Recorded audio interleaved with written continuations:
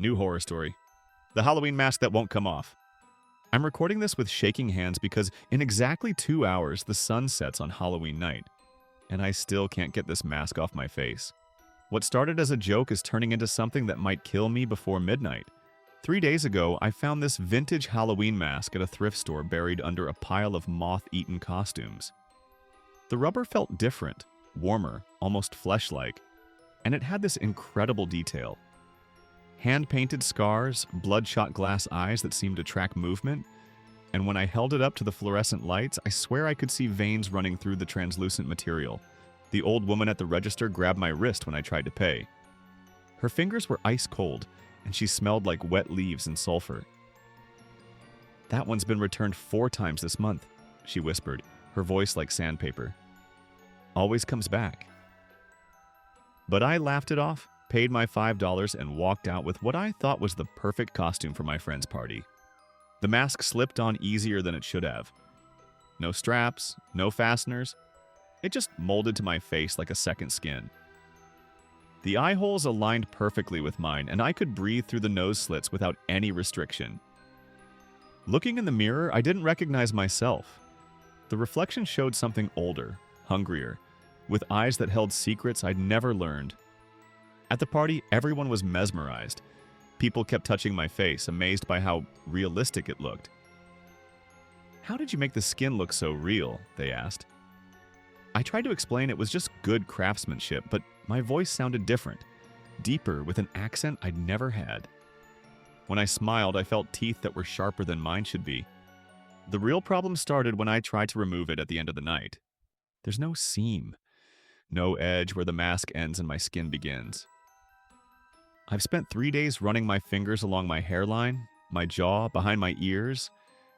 Nothing. The rubber has fused with my flesh so completely that I can't tell where the mask stops and I start.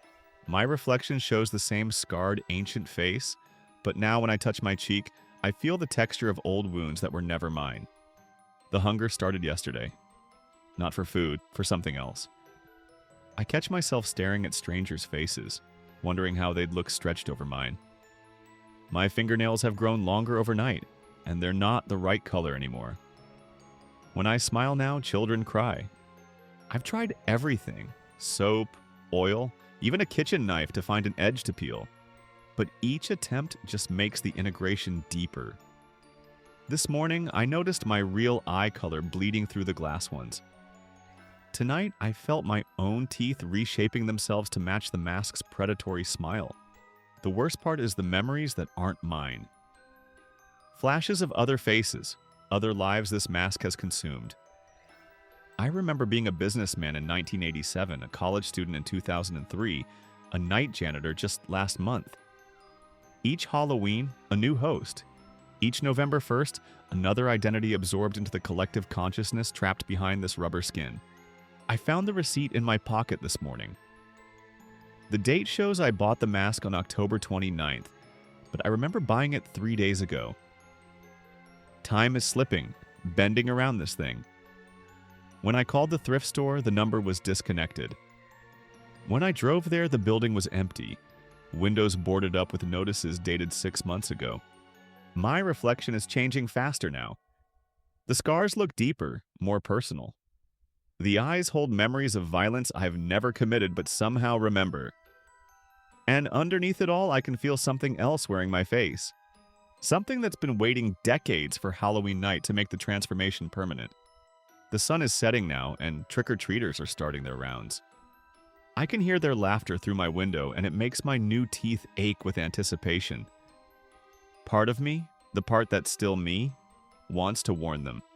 But another part, the part that's growing stronger as darkness falls, is already planning which houses to visit.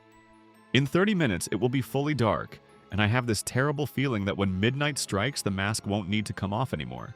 So tell me, if something wearing your face knocks on your door tonight, how will you know it's really you? Thank you for listening. If you really like this story, please don't forget to hit the like button and subscribe for more daily horror stories.